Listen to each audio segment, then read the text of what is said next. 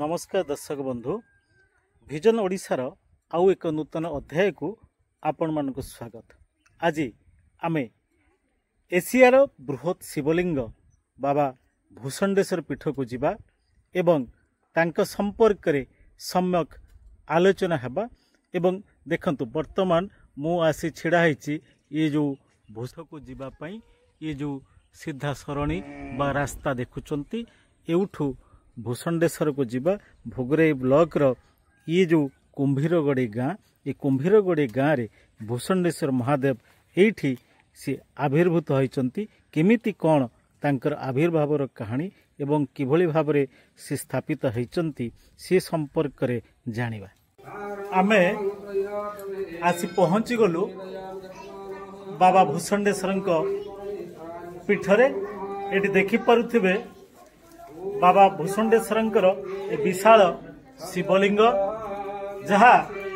दीर्घ वर्ष धरी अवहेला पड़ी। ऊपर देखुथिबे पूरा टीण छपर घर रही।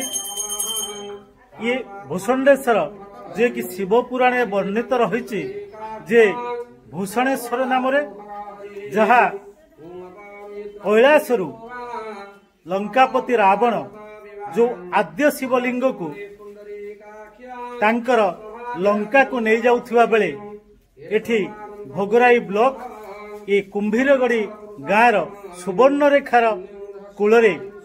एठी एक अलौकिक घटना घटीथिला तांको सहित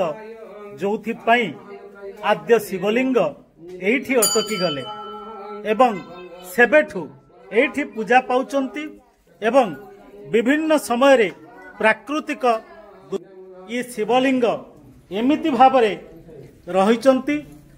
वर्तमान बन्या बात्या समय रे ये शिवलिंग सेमिति भावरे रहिथिबारु यहाँ उपरे स्थानीय अंचलवासी एक टीण छपर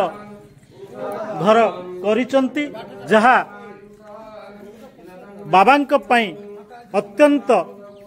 मर्मांतिक कथा जे एशियार सबुठु बड़ शिवलिंग जे कि बाबा भूषंडेश्वर एबे मध्य ये टीण छपर घरे रहउचंती। एहाकु लक्ष्य करी विभिन्न अनुष्ठान पक्षरु दाबी हेतिला। स्थानीय अंचलवासी भक्त समस्तंक पाखरु दाबी हेतिला सरकारंकु एवं निकट सरकार ये कथा सुनिचंती एवं जेतेबेले मंत्री प्रभाती परिडा भोगराई गस्तरे आसीथिले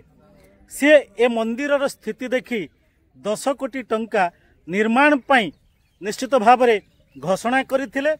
परवर्ती पर्याय जहा काली मान्यवर बालेश्वर सांसद प्रताप षडंगी से भोगराई गस्तरे आसी सर्वसाधारण रे प्रकाश करिचंती जे ए मंदिर निर्माण पाई 50 कोटी 65 लाख टंकार जो डीपीआर प्रस्तुत हेछि एवं से टंका मंजूरी हेछि एवं खूब शीघ्र ये अर्थ आसी पहुँचब एवं आपण माने जहाँ देखुचंती ए मंदिर निर्माण पाई प्रारंभिक भावरे किछि कार्य आरंभ हेछि एवं एबे भी जो कारीगर मिस्त्री माने अछंती कार्य करूचंती। निश्चित भावरे जदि सरकार सबु मंदिर मठ एवं धर्मानुष्ठान को निर्माण करिवा पई जो अर्थ दौचंती जदि भूषंडेश्वर मंदिर को एतिकी अर्थ निश्चित भावरे मंजूर होता है ताहले स्थानीय अंचलवासींकर ये होचु खुशीर कथा जे आगामी दिन रे ये अंचल पुणी लोकारण्य हबो। हजार हजार दर्शक श्रद्धालु भक्तंकर सुओ छुटिबो। एठी केवल मंदिर नुह मंदिर परिपार्श्वरे थिबा अनेक काम जेमिति मंदिरर बेढ़ा एठी भक्त एवं श्रद्धालु रहिया पई जागा पूजा अर्चना करिया पई जो प्रकार काम रहिबा दरकार निश्चित भावरे सबु एठी देखिया पई मिलिबो एवं एठी पर्यायक्रमे ओडिशा कहंतु पश्चिमबंग एवं भारतर विभिन्न प्रदेश रु आसुथिबा जो भक्त माने सेमान निश्चित भावरे पूजा अर्चना करिवे एवं खुशी रे एक पर्यटन स्थली को बुलिले जेमिति आनंद लागे निश्चित भावरे तांको मनरे सेतिकी आनंद हेबो। तेबे अंचलवासी एवं भक्त और श्रद्धालु ये घटना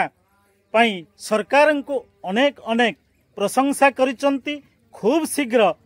जो मंजूर होइतिबा अर्थ जदि आसी पहुँचे एवं यह निर्माण कार्य लगे तेबे निश्चित भाव में स्थानीय अंचल ये जो अर्थनीति सुदृढ़ हेबा सहित समस्तंकर मनोकामना जहा थिला जे एशियार बृहत शिवलिंग पीठ बाबा भूषंडेश्वर जो अवहेलित अवस्था अछंती निश्चित भाव में तांकर मंदिर नूतन भाव में निर्माण हेबो एवं लोकंकर जो आस्था विश्वासर प्रतीक ये बाबा भूषंडेश्वर निश्चित भाव में समस्तंकर मनोकामना पूरण करिवे। भूषंडेश्वर 50 कोटी 65 लाख टका मंजूर होती से डीपीआर भी आज देखली एपर्यंत जड़े गोटे सरकार 24 वर्ष धरी खाली कही लोक भुआ बुलाऊे आ 6 कोटी देचु 21 कोटी देचु जहाँ मिछरे कहते किसी पैसाटे दे नथिले आम प्रथम थर 50 कोटी 65 लाख टकर डीपीआर करी 10 कोटी टका मंत्री घोषणा कर देते 50 कोटी टंका बर्तमान तार एस्टिमेट है से अनुसार टंका मंजूर हो शीघ्र खर्च हो कम आरंभ आज भी काली भी आस्था टूरिज्म सेक्रेटरी प्रोग्राम कैंसिल है विषय को यथाशीघ्र करने जाऊँ।